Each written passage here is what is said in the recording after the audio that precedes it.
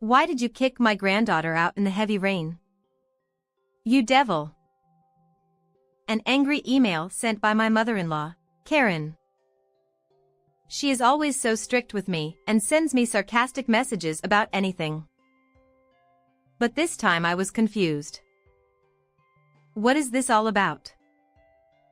Because my daughter is in her room right now. And there is no reason for me to kick her out in the heavy rain. Something is wrong.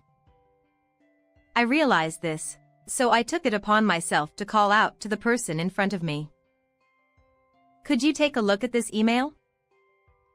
From this point on, the truth of the matter began to emerge. I am Allie, 37 years old.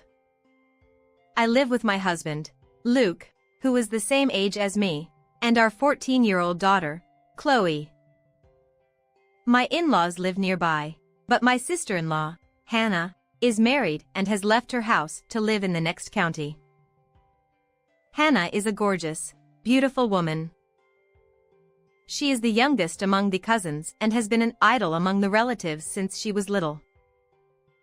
She was always smiling at me, too. We lived within easy reach of each other, and we were both women close in age, so we would sometimes see each other. It was not a burden for me to take the train to see her. In fact, I even enjoyed it, but going to my parents-in-law's house in the neighborhood was always depressing for me. I probably wasn't welcome at Karen's, although I went with Luke to see my in-laws about once a month to show Chloe's face. Even though we had been married for over 10 years, Karen was always somewhat distant and unwilling to open up. At first I thought she might be the shy type, but then she started nagging me about housework and childcare, and I realized that she must not like me for this. Her job is housekeeping. In other words, she is a professional, so I figured that she must see things that are not up to par when it comes to housework, and I tried not to care as much as possible. That is the only way to deal with it. It was hard for me to talk to Luke about it because what she said was so right that it could be taken as mere advice. For the first few years of our marriage, I actively helped my in-laws with household chores, but then I was ordered to redo the cooking and cleaning many times. Allie. Are you like this at home? Cooking that I thought I was good at was said to be over-seasoned, and rooms that were supposed to be clean were condemned to the slightest trace of dust. Especially when Chloe was a baby, I was made to make homemade baby food under Karen's guidance, and the procedure and seasoning were checked in detail. This is for you and Chloe. You're going to practice at my house and learn the ropes of housekeeping. She had the best of intentions, but when she said it with a cold, stiff expression on her face, I couldn't take her at her word. All she seemed to want to do was to tell me off. Even so, she still loved her grandchild, Chloe, so I thought I would endure it as long as I could. However, one day Hannah asked me, "Hey, are things going well with my mother? Do you have any problems?" Of course, there was no way I could tell anyone else what I couldn't even talk to Luke about. So in the beginning, I faked it and said it was fine. Hannah, however, was not. "Are you sure you don't mind here? You can tell me anything you want," she persistently repeated. I began to wonder if she was onto something. I thought to myself, if that's the case, it would be more worrisome if I don't tell her. I changed my mind and boldly confided in her about what I had done with Karen. I knew it. "What do you mean?" "To tell you the truth, my mother may look calm, but she has an insidious streak. And she hated it when you took Luke, her eldest son. That's why I'm worried about you." I felt depressed because I was convinced that Karen did not like me after all. However, Hannah's presence is a great source of emotional support, as she told me that I could always talk to her if I ever needed anything. I will try to listen to it as much as possible and do my best in my own way. I was encouraged by my sister-in-law, and that is what I thought. However, as if to discourage my determination, Karen began to attack me more and more from this point on. Her comments about childcare and housework began to arrive in the form of emails as well. Good morning. You didn't get up later than Luke, did you? Wife gets up before anyone else and does the housework. I heard you bought beef the other day. Are you aware that you are a housewife who is in charge of the family finances? Do you always buy things on sale? You're making Luke look like a worthless person, so don't be like that. The emails are full of outdated sarcasm and points that contradict what was sent before. I was very stressed out about the emails, which were worse than the ones I had received in person. Then one day, Karen, who had gone to see Hannah, asked me at my house in the heavy rain to give me a gift. Maybe she didn't hate me as much as I thought she did, coming all the way out here in such bad weather. I hoped that maybe this was where we could repair things. May I open it? Yes, of course. I picked this out for you. But when I opened the package and saw that it was a buckwheat pastry, I froze. It is true that this is a famous confectionery of the area where Hannah lives, so it is not strange for her to bring it back as a souvenir. But I am allergic to buckwheat. It's a serious, life-threatening allergy. I had mentioned this at our pre-marriage meeting, so everyone in my in-laws, including Karen, knew about it. If I had only told her at that time, she might have thought I had just forgotten about it. But since she was the one who told me a few years ago, when I was the only one who could not eat buckwheat, about buckwheat that was not made with buckwheat flour, that possibility was not possible. And yet, when she saw my drawn face, she sighed as if to chastise us. Okay. If you don't like it that much, you don't have to eat it. Huh? No, that's not what I meant. I opened my mouth to try to explain myself to her coldly, but the words didn't come out right away. She left me there and started to get ready to leave. She brought me something that no one else could eat, saying that she had chosen it for me. I guess she thought she was pressuring me to eat it. I knew it was impossible for me to compromise with her. At that moment, I heard the sound of a text message being received from my cell phone, which I had left on the table. I looked at the screen of my cell phone and tilted my head to see that it was the usual text from Karen. The content of the message was also somewhat strange. Why did you kick Chloe out in the heavy rain? You evil. Why would Karen bother sending me an email when she was right in front of me right now? And since Chloe was at home, I was even more confused.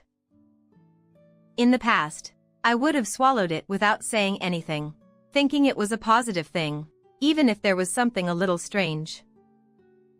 But if she hates me enough to bring me a souvenir like this, there is no point in even trying. I decided to face her head-on and stopped her with a loud wait. I stopped Karen. What do you mean by this email I just received? Mail. What is this? Is Chloe outside? What? No, she's in her room. What? Don't startle me. I was puzzled by Karen's reaction, as if she had just learned about this text for the first time. This email, you didn't send it, did you? What? Of course not. I'm not very good at texting. It was true that whenever she had something important to tell me, it was always by phone. The only time I would get an email was when she was being sarcastic. That's why I was extraordinarily uncomfortable with it. And if you ask me, even though she had just sent me a text message, there was no indication that she had touched her phone until then. I was stunned, clutching my phone. It didn't look like she was lying, and I was puzzled as to what the hell was going on. Oh, it says Karen as the sender. You must have thought it was from me because of this. Yes. Oh my God. This is the reason you don't like me? Now it was my turn to be surprised by her words. What? I thought you hated me, not me? No, I don't. I've been trying to get along with you, but I think you already hate me, so I've been trying to at least teach you some housekeeping tips, and that's about all I can do. The reason she had been distant for so long was not because she didn't think well of me, but because of this misunderstanding. Her nagging about this and that was also completely in good faith. But I still couldn't understand why she bought me buckwheat snacks.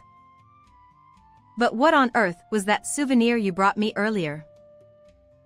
Huh? I bought the sweets you said you liked before. I felt uncomfortable with her reaction. I told her that the gift was a buckwheat pastry. What? That can't be true. I know you have a very serious allergy. Her panic didn't seem very much like an act. When I opened the package, it was hidden from her by the wrapping paper, and she probably didn't realize that the contents had been switched. How did this happen? Knowing that there had been many misunderstandings, we tried to confirm this and that about the souvenirs and the mail. As a result, we discovered that all of this had been orchestrated by an unexpected person. So, she and I informed a few people about this in the form of consultation. In addition, I wrote in the email that had just been sent to me. I'm with Karen right now. Who are you? I replied. Immediately after that, I received a phone call from someone. I pressed the answer button. I want to talk to you directly about the matter we discussed. Can you come over to my house now? The person on the other end of the line said she was on her way and ended the call in a hurry. 2 hours later, the person who stepped into our home looked upset when she saw that Karen was also there. Why is she still with you here? You said you wanted to talk to me about it, and I thought my mother would have left by the time I got here. Yes, it was Hannah who flew to our house. Oh my, I didn't say on the phone that Karen was here. How did you know? My sister-in-law gave me a look of consternation when I pointed this out. It was you, Hannah, who sent this email and who received my reply to it, wasn't it? So you knew. My sister-in-law's eyes swam as I talked to her while showing her the email that I had sent to her. I just misspoke. I don't know of any such email. Oh, that's weird. Chloe told me that you gave her a special discount coupon to go to a movie today, and it makes sense with the contents of this email. Yes. My sister-in-law had made such a subterfuge to get my daughter to go out. Unfortunately, it was raining heavily that day. Chloe didn't feel like going to the movies, so she stayed in her room. Unaware of this, Hannah thought that her daughter had gone to the movie theater as instructed, and sent such a preposterous email. I don't know. Chloe must have misunderstood something. Yes, she's only trying to play dumb. But that's not all. Check with Karen. We also found out that this was not Karen's email address. The name of the address that came to my phone was Karen's full name, so I assumed that Karen had sent it. However, I found out that it was not, and upon closer examination of the sender, I discovered that it was Hannah's address.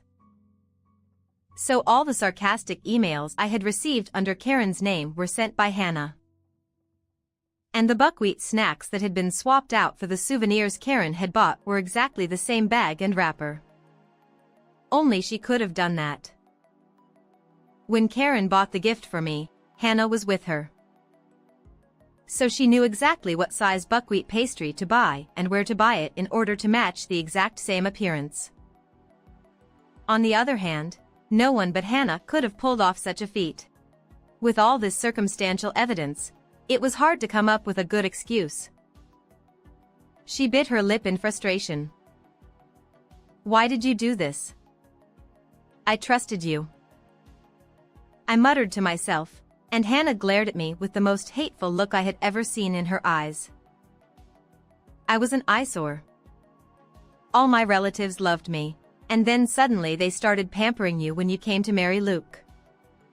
You're not even that pretty, and it disgusts me. So, right after I married Luke, you started shadowing me and telling lies about how much I hated Karen? This is what Karen told me. Yes, I did. I wanted to push you over the edge mentally. I wanted you to get a divorce and get the hell out of my life. The fact that she asked me if I had any problems was not out of concern for me, but rather to see if the lies she had told Karen were having any effect. And at that time, when he found out that I was having trouble with Karen's interrupting me, she probably thought that if he took advantage of this, I would eventually uproot myself and get a divorce. I hated it when my mother-in-law told me not to do the housework. Why don't you want to get a divorce when my mother is giving you so much crap about it? I can't believe it. Hannah yelled at me, her face turning red as she spit all over the place. I wondered why I had ever trusted such a person, and I felt ashamed of my own lack of discernment. I've had to change my tactics because of your stubbornness and use my allergies to harass me, use the children, and do other troublesome things. You are such a pain in the ass. Hannah, no longer willing to pretend, blamed me for her malicious behavior, as if it was my fault. Then suddenly, enough is enough. Karen shouted at her. I had asked her to talk to me first, and she had obeyed and kept quiet, but she couldn't take it anymore and scolded Hannah loudly. I had never heard her yell like this before, even though I was usually told this and that. Karen seemed to be the type of person who gets scary when she gets angry, and the way she looked at Hannah was very powerful. As her own daughter, Hannah must have been well aware of the horror of such a situation. She shuddered aloud. I hear you and your husband aren't getting along, but that's only because you're being selfish like that. Because he loves me, he will forgive me. It's not enough to spoil your husband, it's natural that he will fall out of love with you if he is not comfortable with your feelings. I have taught you that, so why didn't you learn it? Hannah was flabbergasted by Karen's flamboyant attitude. You don't seem to be able to reflect on your past, so you don't have to come back to our house again. You'll have to live on your own after the divorce. That's terrible. I mean, my father and Luke won't let you do that. Hannah desperately tried to argue, but it was pointless. We had already informed my father-in-law and husband of everything she had done, and they had already agreed to cut her off from them. Of course, I told Hannah's husband the whole story, showing him the email screens of the evidence. As a matter of fact, I found out at that time that although she was a housewife, she hardly did any housework and her husband was thinking of divorcing her because of her selfish words and actions. He finally decided to divorce her when he was informed of this incident. He was waiting at home with the intention of giving her a divorce when she came home. That's why neither Luke, your father, nor your husband are going to help us. You're lying, aren't you? No way. I would never divorce him. I'm sorry, but this is what you deserve for what you did. No. Please ally, intercede with everyone. I'm sorry for everything I've done. She must have been in a terrible fix to hang on to me, but I felt no sympathy for her. I don't owe you anything. You tried to make me eat something I was allergic to. That could have been irreversible. There was no way I could forgive Hannah for such a disregard for human life. It's not just that. I can't forgive you for meddling in Chloe's life this time. If I don't let it go, you might get even more involved in my daughter's life in the future. When I told her in a strong tone of voice, she fell silent and slumped down on the ground. After that, her husband divorced her and her in-laws also cut her off, leaving her penniless. She had access to the family's money and wasted it all, and the entire amount was deducted from the property division and she ended up receiving nothing. In addition, she used up all her savings to pay the $20,000 alimony demanded by her husband. Moreover, since she had been a housewife for so long, she could not find a job, and I heard that in order to earn money for her living expenses, she had gone out into the nightlife. Karen and I, on the other hand, are now very close because we have cleared up the misunderstanding between us. I feel happy every day to be able to watch Chloe grow up with not only Luke but also my in-laws. What did you think of this story? Please subscribe to our channel as well. See you in the next video.